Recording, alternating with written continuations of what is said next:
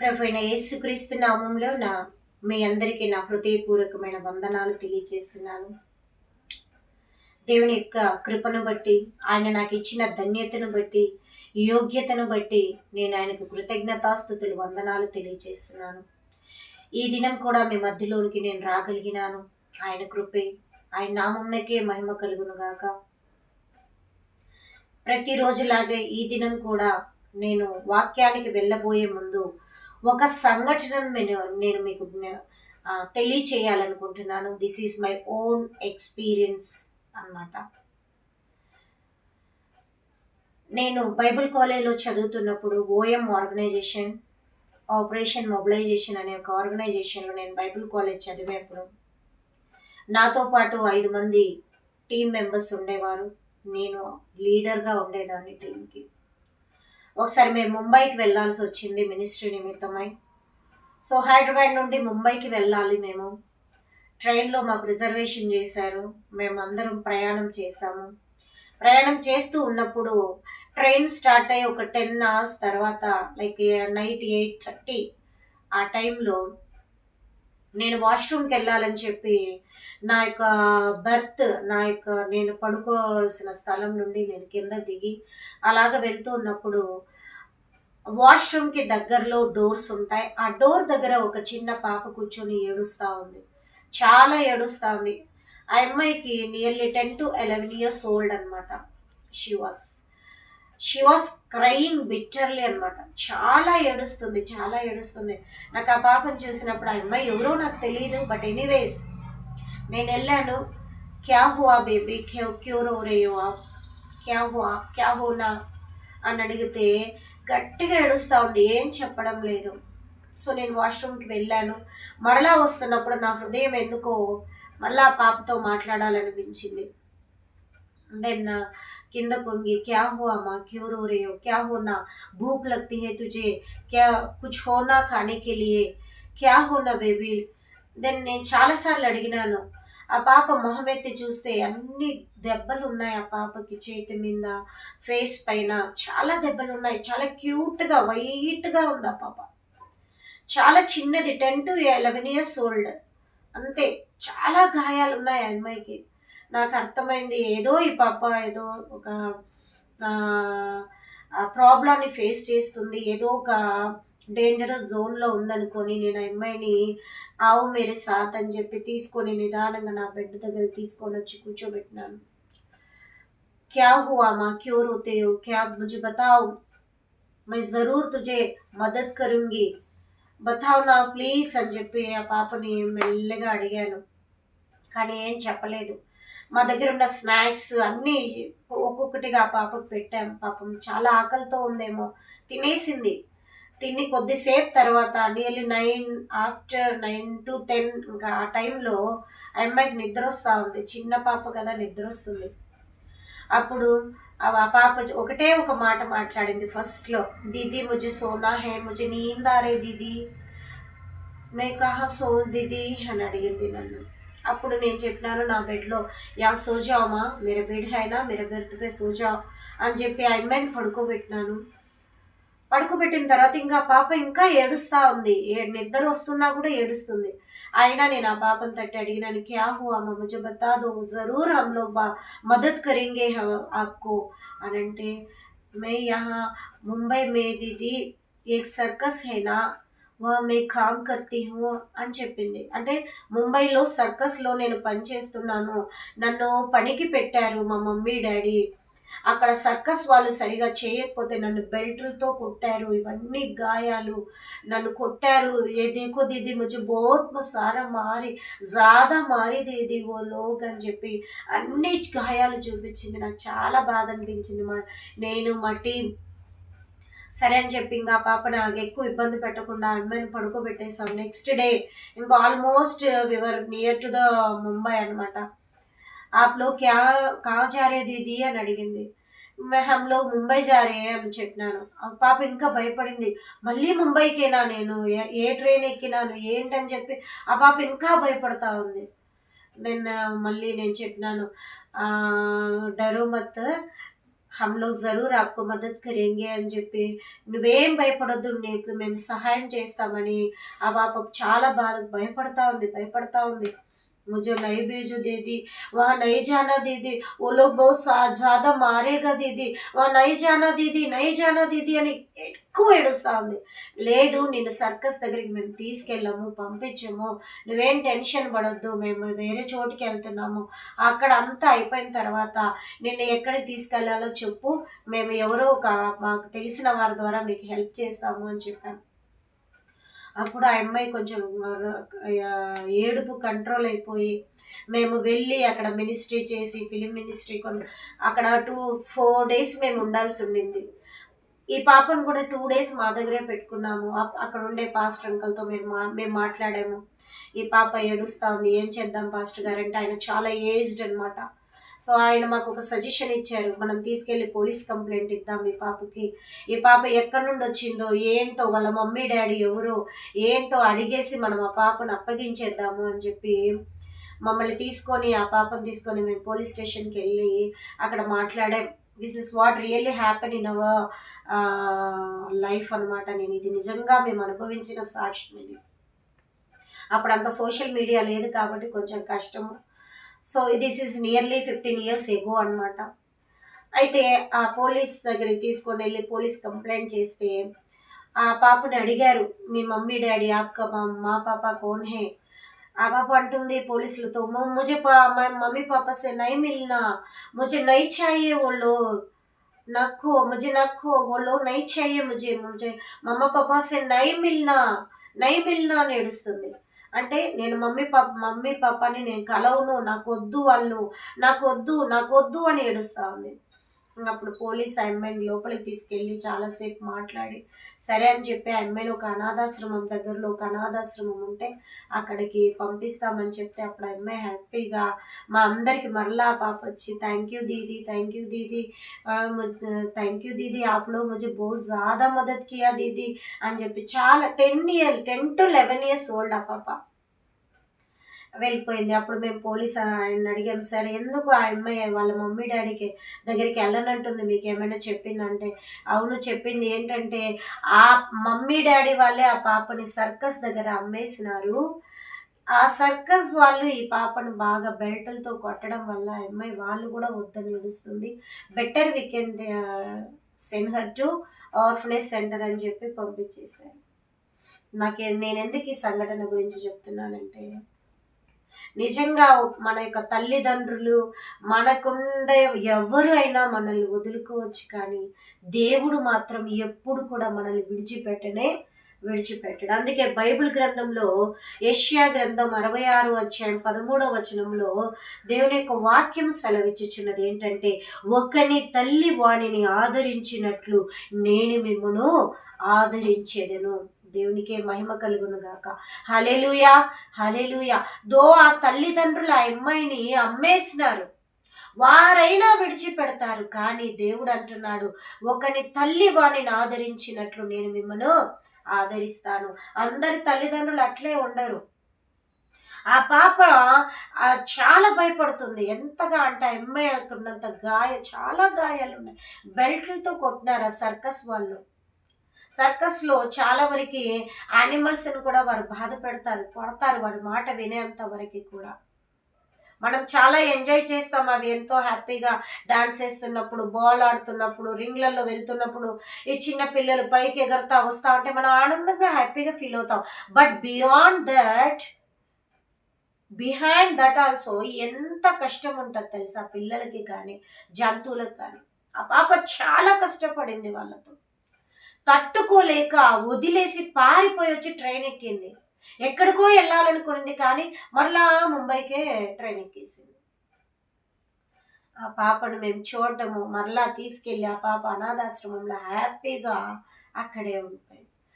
తల్లిదండ్రులు అట్లుండరు, కానీ దేవుడు అంటున్నాడు, ఈ తల్లిదండ్రులా కాదు, ఒకని తల్లి, మామూలుగా తల్లి, మన తల్లి ఎంతగా మనల్ని ప్రేమిస్తారు. నాకు తల్లిదండ్రులు ఉన్నారు, నా నాన్న చనిపోయినాడు, నా తల్లి ఉంది, ఎంతగా మమ్మల్ని ప్రేమిస్తారు వాళ్ళు. నేనెంత దూరం నా తల్లిదండ్రులకు ఉన్నా ప్రతిరోజు ఫోన్ చేసి ఎలా ఉన్నావు ఏంటి, నాకు చిన్న జ్వరం వచ్చిందని చెప్పినా మా అమ్మ అయ్యో బిడ్డకు జ్వరం వచ్చిందంట అని మా అక్కలు అందరూ బాధపడతా ఉంటారు.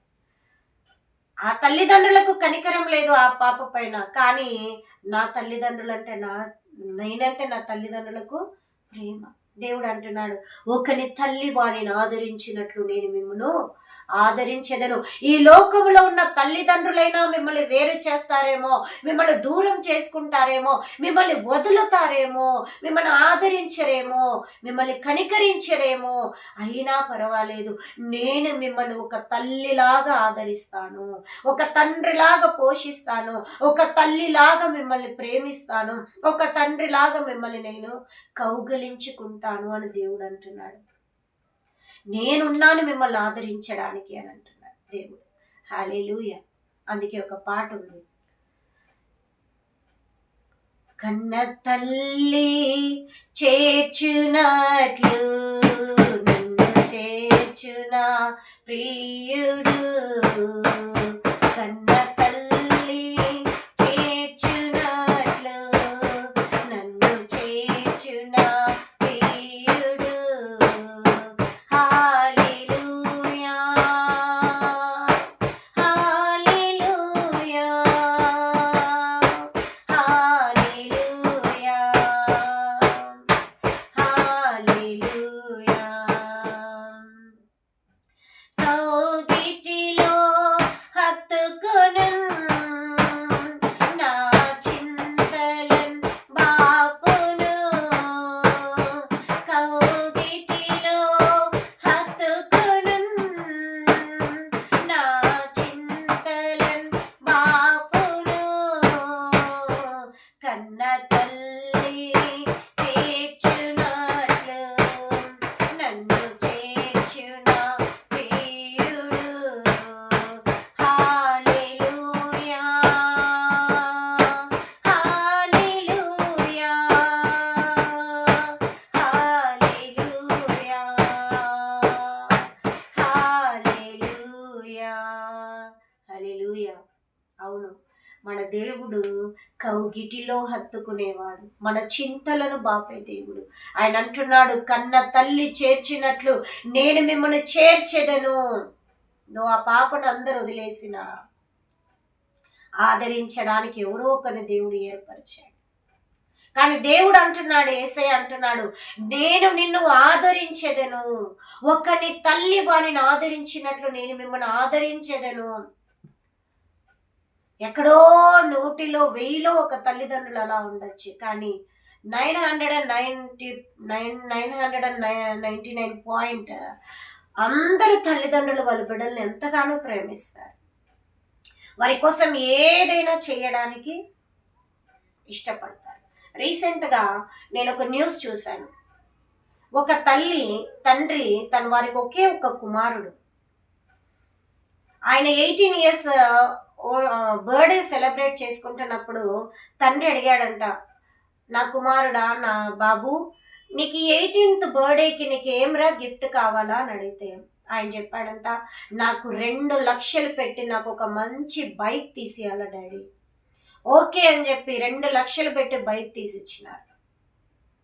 వీడేం చేశాడంటే ఆ బైక్ని తీసుకొని నా ఫ్రెండ్స్తో నేను ఎంజాయ్ చేయాలి, అందరికీ చూపించుకోవాలని ఆ బైక్ని స్టంట్స్ చేసుకుంటూ పైకి ఎత్తుతా కింద పెట్టుకి అట్లా అట్లా పోతా బ్యాలెన్స్ స్లిప్ అయ్యి పోయి ఎక్కడో పడి గోడకు తగిలి బండి రివర్స్ అయిపోయి భయంకరంగా మరణించాడు.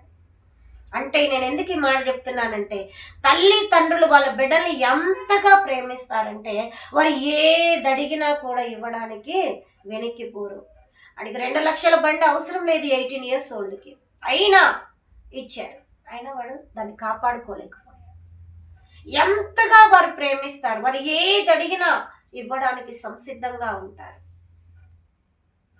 దేవుడు అంటున్నాడు, ఒకని తల్లి వాణిని ఆదరించినట్లు నేను మిమ్మను ఆదరించెదను.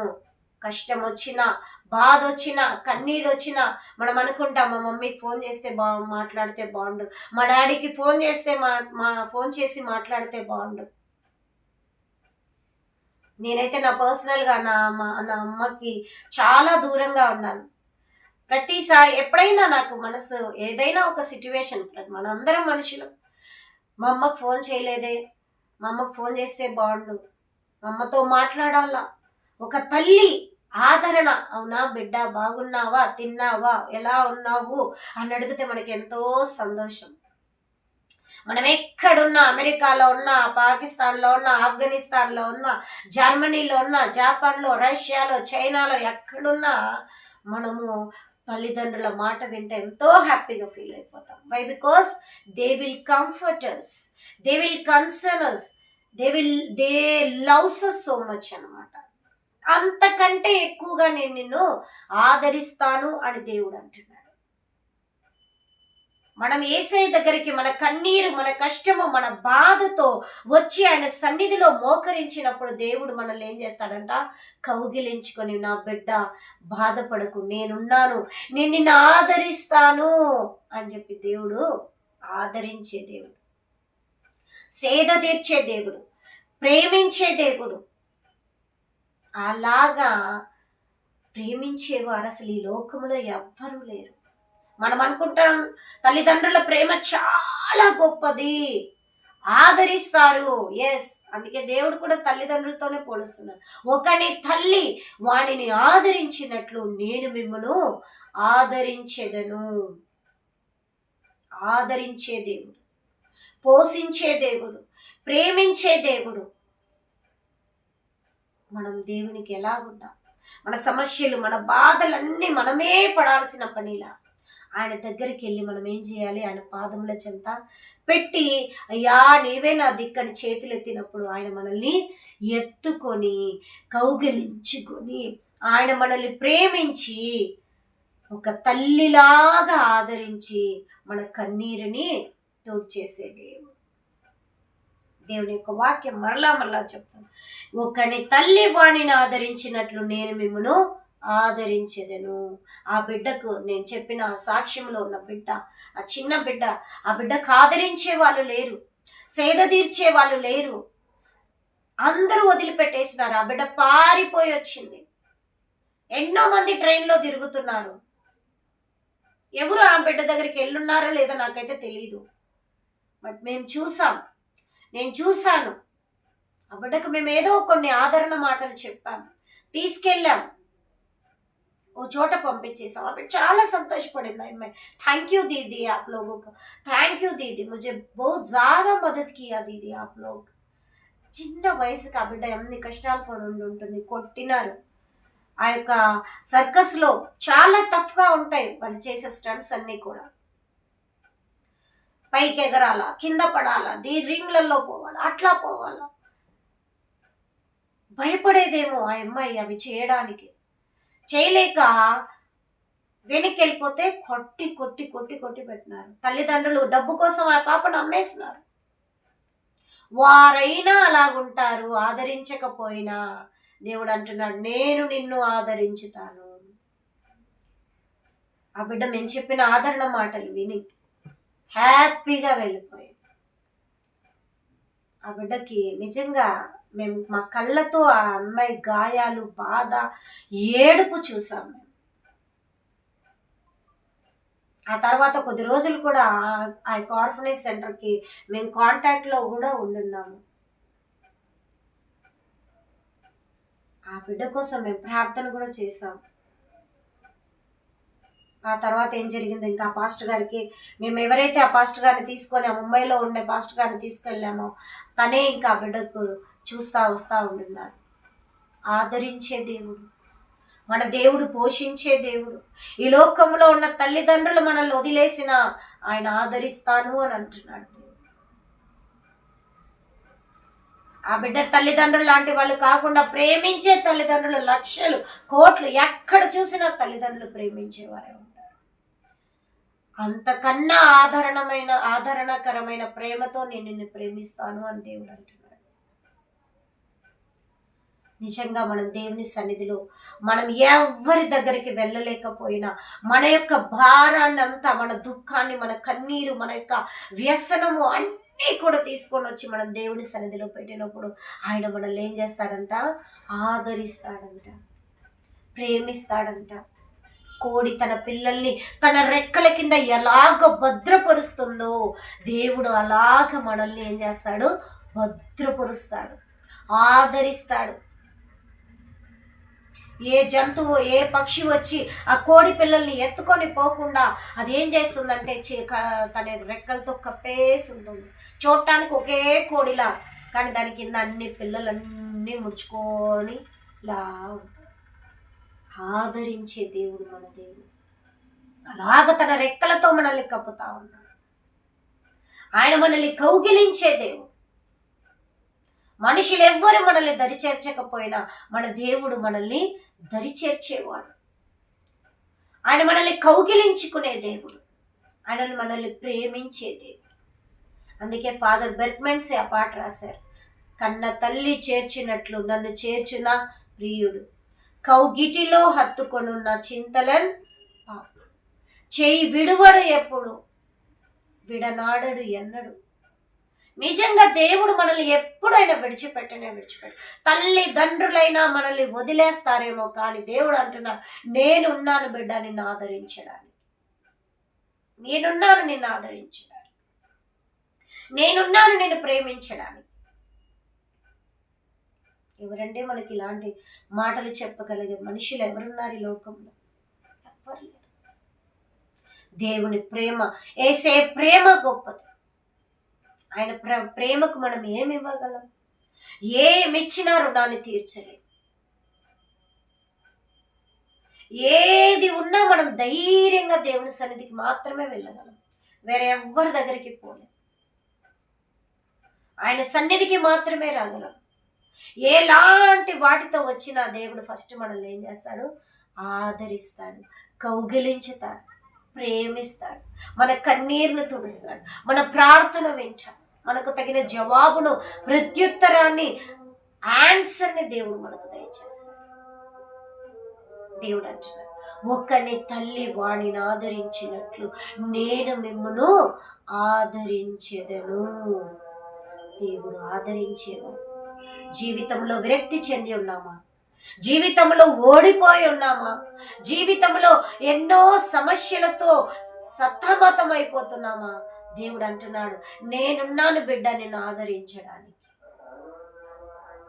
యవ్వనస్తులు, చిన్నపిల్లలు, వృద్ధులు, పెద్దవారు ఎవరైనా దేవుని దగ్గరికి, ఆయన దగ్గరికి వచ్చినప్పుడు ఆయన ఏం చేస్తాడంట? ఆదరించి, కప్పి, కౌగలించి, ప్రేమించి, కన్నీరు తుడిచేది. నాకెవరు లేరు, నేను ఒంటరి దానను, ఒంటరి వాడను, నా చుట్టూ ఎవరున్నా కూడా నేను ఒంటరిగా ఫీల్ అవుతున్నానన్న బాధపడాల్సిన అవసరము లేనే లేదు. దేవుడు అంటున్నాడు, ఓ నేను నిన్ను తల్లి కన్నా, తండ్రి కన్నా అతి మధురమైన ప్రేమతో నేను ప్రేమిస్తున్నాను కనుక విడువక నీ ఎడల కృప చూపుచున్నాను అని అంటున్నాడు. ఎవరి ప్రేమను మనం దేవుని ప్రేమతో పోల్చలేము. అన్ని ప్రేమలు వ్యర్థమే, శాశ్వతమైన ప్రేమలు కావు. అశాశ్వతమైన ప్రేమలు ఇవన్న దేవుని యేసయ్య ప్రేమ మాత్రమే శాశ్వతమైన ప్రేమ. ఆయన ప్రేమ ఎంత గొప్పదంటే ఇంత ఇంత ఇంత కాదు, ఆయన 2 చేతులు సిలువలో వ్రేలాడునంతగా ఆయన నిన్ను నన్ను ప్రేమించాడు. ఆయన ప్రాణాన్ని సహితం లెక్క చేయక మన కొరకు ఆయన మరణించాడు, రక్తాన్ని కార్చాడు. మనల్ని ప్రేమించే మన తల్లిదండ్రులు, బంధుమిత్రులు, స్నేహితులు, అక్కలు, చెల్లిలు ఎవ్వరూ మన కొరకు మరణించారు. కానీ ప్రభు అయిన యేసయ్య నీ కొరకు, నా కొరకు ఆయన కల్వరిగిరిలో తన యొక్క శరీరాన్ని నలకొట్టుకొని, రక్తాన్ని కార్చి, ప్రాణాన్ని సహితం లెక్క చేయక మన కొరకు బలియాగంగా ఆయన అర్పించినాడు. ఆయన తలలో ముళ్ళ కిరీటం, ఆయన యొక్క పక్కలో బల్లెపు పోటు, చేతుల్లో గాయాలు, కాళ్ళలో గాయాలు, వీపంతా నాగలి సాళ్ళ వలె దున్నబడిన వాక్యంలో సెలవిచ్చుచున్నాడు. ఎక్కడ చూసినా గాయములు, దెబ్బలు. ఎందుకు భరించాడో తెలుసా? నీ కొరకు నా కొరకు అంతగా యేసే మనల్ని ప్రేమించాడు కాబట్టి ఆయన అంటున్నాడు, నేనే మిమ్మల్ని ఆదరించేదను, నేను తప్పక ఆదరించు వారు ఎవరు మీకు లేరు. ఆదరించిన తల్లిదండ్రులు ఒక సర్టన్ టైం వరకే, ఒక సర్టన్ సిట్యువేషన్ వరకు మాత్రమే. After that they will leave us. They will leave us. But God, until our last breath, He loves us. He will comfort us. He will console us. He'll show His kindness towards our lives. He's great God. No one is like Him. No one is like Him. He's great God. Nobody can say that I love you, I comfort you, I'll show my kindness towards your life. Nobody can say in this world. But దేవుడు అంటున్నాడు, నేనున్నాను, నిన్ను ప్రేమిస్తా, నిన్ను ఆదరిస్తా, నా దయను నీకు చూపెడతాను, నీ ఆయుష్కాలం అంతా నా దయతో నువ్వు ఉంటావు అని చెప్పి దేవుడు మనల్ని ఆదరించుతా ఉన్నాడు. మనం బాధపడాల్సిన అవసరం లేదు, మనం దిగులు పడాల్సిన అవసరం లేదు.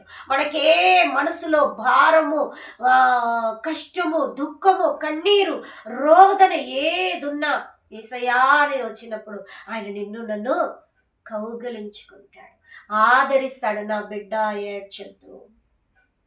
చిన్న పిల్లలు గట్టిగా ఏడ్చినారనుకోండి, అప్పుడు తల్లిదండ్రులు ఏం చేస్తారు, వాళ్ళని దగ్గర తీసుకొని ఏడ్చొద్దు ఏడ్చొద్దు ఏడ్చొద్దు. అలాగ దేవుడు మనల్ని ఆదరించే దేవుడు.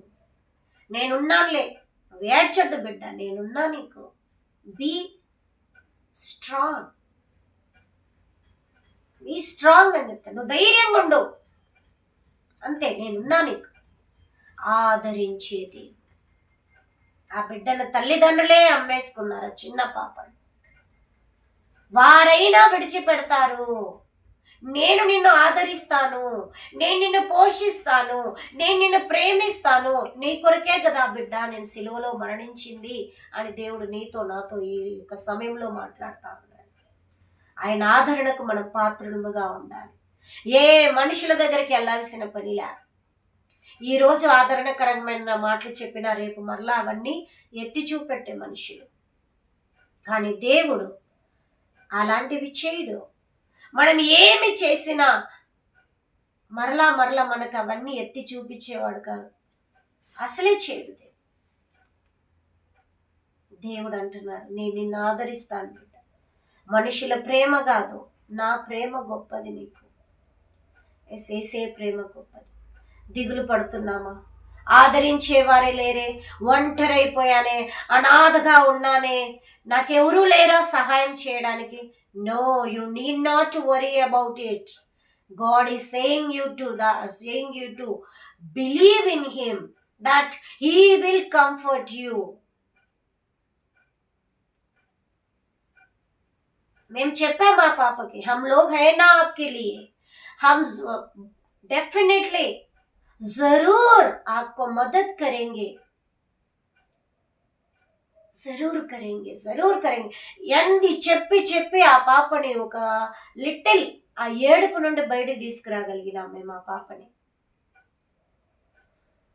మేము ఇంతే చేసి ఉండొచ్చు, కానీ దేవుడు కంప్లీట్గా మన దుఃఖాన్నే తీసేయడానికి ఆయన సంసిద్ధుడైన దేవుడు, సమర్థుడైన దేవుడు.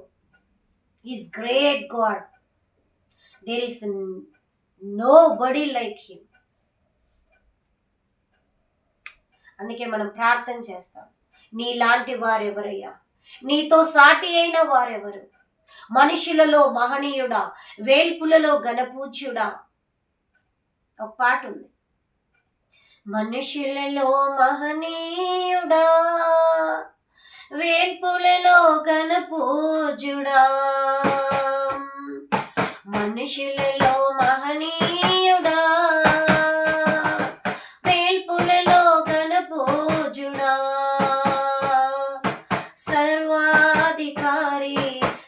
సర్వాంతర్యామి చేసేదని పా అవును. మన దేవుడు మనుషులలో మహనీయుడు, వేల్పులలో ఘనపూజ్యుడు. ఎవ్వరూ ఆదరించకపోయినా దేవుడు అంటున్నాడు, నేను నిన్ను ఆదరిస్తాను. ఒకని తల్లి ఆదరించినా ఆదరించకపోయినా నేను నిన్ను ఆదరిస్తాను అని దేవుడు స్పష్టంగా మనతో ఈ సమయంలో మాట్లాడుతున్నాడు. ప్రార్థన చేసుకొని మనం యొక్క వాక్యాన్ని ముగించుకుందాం. మహోన్నతుడా, జీవాధిపతి యేసయ్యా మీకు వందనాలు. ఈ సమయంలోనైనా మీరు మాట్లాడిన ప్రతి మాటల కొరకు వందనాలు, స్తోత్రాలు. స్పష్టంగా మీరు మాట్లాడారు. ఒకని తల్లి వాణిని ఆదరించినట్లు నేను మిమ్మల్ని ఆదరించేదను. అవును ప్రభా, మేమేమి సమస్యల్లో ఉన్నా, ఏ బాధలో, ఏ కన్నీరుతో, ఏ రోదనతో మేమున్నా మీ సన్నిధికి వచ్చి యేసయ్యా అన్నప్పుడు మీరు మమ్మల్ని కౌగిలించుకునే దేవుడవు, మీరు మా కన్నీరు తూర్చే దేవుడవు, మీరు మమ్మల్ని ఆదరించే దేవుడవు తండ్రి. ఈ రోజు నుండి తండ్రి, ఈ సమయం నుండి నాయనా, మేము తల్లిదండ్రులు మనుషుల దగ్గరికి ఎవరికి దగ్గరికి వెళ్ళకపోయినా నీ సన్నిధిలో వచ్చి, అయ్యా నీవే నాకు సహాయకుడవు, నీ వంటి వారు ఎవరు అని మేము నీ సన్నిధిలో మిమ్మల్ని వెదికే భాగ్యాన్ని మాకు దయచేయండి. జీవితం మీద విరక్తి కలిగి ఉన్న యవనస్తులను నాయనా, బిడ్డల్ని ప్రతి ఒక్కరిని మీరు జ్ఞాపకం చేసుకోండి.